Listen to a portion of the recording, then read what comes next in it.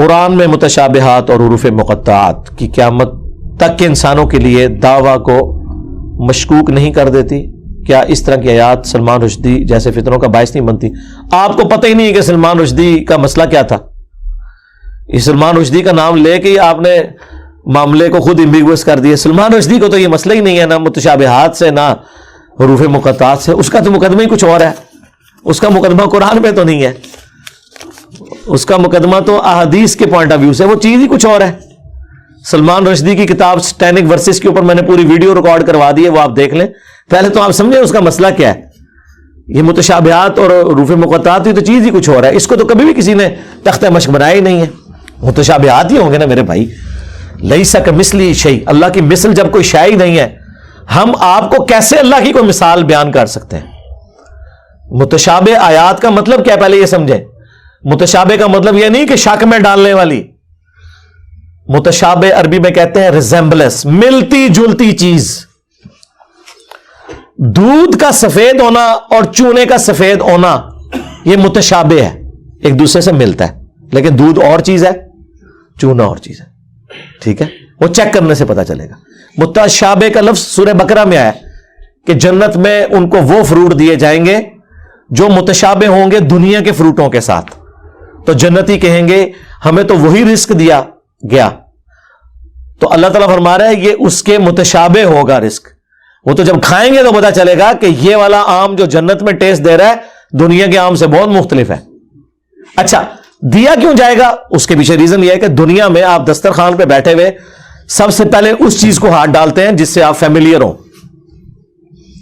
میں لا کے آپ کے سامنے کوئی عربی غذا رکھ دوں جو آپ نے کبھی دیکھی بھی نہ ہو اور آپ کو سخت بھوک لگی ہوئی ہے، آپ اس کو اپنی پلیٹ میں ڈالیں گے یا چکن قورمے کو اور بریانی کو یا مٹن قورمے کو ڈالیں گے؟ ہاں، کھا پی کے جب فارغ ہو جائیں گے پھر کہو کہ چلو میں بھی ذرا چیک کر لوں. آخر میں اس کو رکھیں گے. اللہ کو اس بات کا پتا تھا. اللہ کہتا ہے کہ ہم جنت کی ابتدائی مہمان نوازی ان فروٹس کے ساتھ کریں گے جو دنیا میں لوگوں نے دیکھے ہوئے ہوں گے تاکہ انہیں وہ اچھے لگے. اگر جنت میں انار، کیلا، سیب، آم آپ کے سامنے آئے گا تو آپ کو اچھا لگے گا. اگر عجیب و غریب کوئی فروٹ آ گیا آپ کہیں گے ادھر ہی ہے نا، ایک راستے نہیں چلے، میں پہلے وہ کھاواں جس سے میں فیملیئر ہوں. وہ متشابہ ہوگا لیکن اس کا ذائقہ بالکل مختلف. تو آخرت کا دھندلا تصور دینے کے لیے دنیا میں اللہ نے ریزمبلنس والی چیزیں رکھ دی ہیں. حوروں کا تصور دینے کے لیے بیویاں رکھ دی، حالانکہ زمین آسمان کا فرق ہے. اچھا، آخرت میں اللہ تعالیٰ نے جنت کے فروٹ دنیا میں بھی فروٹ رکھ دیے. پھر اللہ کی جو اپنی صفات ہے، اللہ بھی دیکھتا ہے، ہم بھی دیکھتے ہیں، لیکن ہمارے دیکھنے میں اللہ کے دیکھنے میں فرق ہے. اللہ کا ہاتھ جیسا کہ اس کی شان کے لائق ہے اور ہمارا ہاتھ ہم یوں بھی نہیں کہہ سکتے کیونکہ قرآن میں لیس کمثلہ شیء، اللہ کی مثل کوئی شے نہیں ہے. اللہ کا عرش پر استوا فرمانا ہم اس کے لیے مثال دے ہی نہیں سکتے، جس طرح میں کرسی پہ بیٹھا ہوں اللہ کی مثل کوئی شے ہی نہیں ہے. ٹھیک ہے، تو یہ ذہن میں رکھیں یہ متشابہ ہے. تو یہ متشابہات کے بارے میں سورہ آل عمران کی آیت نمبر 7 ہے کہ قرآن کی آیات دو قسم کی ہیں، ایک محکمات ہے اور وہ ام الکتاب وہی ہیں. قرآن خود کہہ رہا ہے کہ تم نے انہی آیات کو لے کے چلنا ہے. دوسری متشابہات ہے جو صرف سمجھانے کے لیے بتایا گیا اور اس کا مقصد یہ نہیں تھا کہ آپ اس کا مطلب تلاش کرو. قرآن میں اسی آیت میں سورہ آل عمران 7 نمبر میں آیا کہ جو ان آیات کے پیچھے پڑھتے ہیں تاکہ اس میں کوئی ٹیڑھ پن تلاش کریں، ان کے دل جو ہیں وہ ٹیڑھے ہو چکے ہوئے ہیں.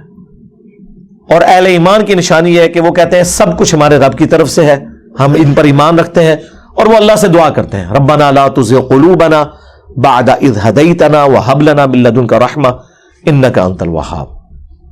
اور بخاری مسلم میں انہی آیات کے بارے میں سورہ آل عمران 7 نمبر آیت کے کانٹیکسٹ میں ایک حدیث ہے کہ تم جسے دیکھو کہ وہ متشابہات کے پیچھے پڑا ہے تو جان لو یہ وہی ہے جس کے بارے میں قرآن میں آیا کہ اس کا دل ٹیڑھا ہو چکا ہے. یہ نبی اسلام نے ارشاد فرما دیا. اور اہل ایمان کی نشانی ہے کہ وہ دعا کرتے ہیں ربنا لا تزغ قلوبنا، اے رب ہمارے دلوں کو ٹیڑھا نہ کرنا بعد اس کے کہ تو نے ہمیں ہدایت عطا فرمائی، ہمیں اپنے پاس سے رحمت عطا فرما اے عطا فرمانے والے، آمین. تو یہ ہے. تو سلمان رشدی کا جو ایشو ہے وہ ڈیفرنٹ ہے، اس پہ آپ میری پوری ویڈیو تفصیلی میں نے اس کی ایک ایک چیز کا جواب دیا ہے. باقی تو صرف گالیاں نکالتے ہیں. میں نے اس کا مقدمہ پیش کیا وہ کیا چاہ رہے ہیں، کیوں اس نے کہا کس چیز کو اس نے بنیاد بنایا, اس میں ہم نے کیسے ریبٹل کرنا ہے, اس میں میں نے کئی قرآن کی آیات اس کے جواب کے طور پر پیش کی, اس نے جو ڈنڈی ماری تھی وہ ڈسکس کی الحمدللہ. باقی صرف سر کی قیمتیں رکھتے ہیں, ہاں پتلے جلاتے ہیں, علمی بات کوئی نہیں کرتا.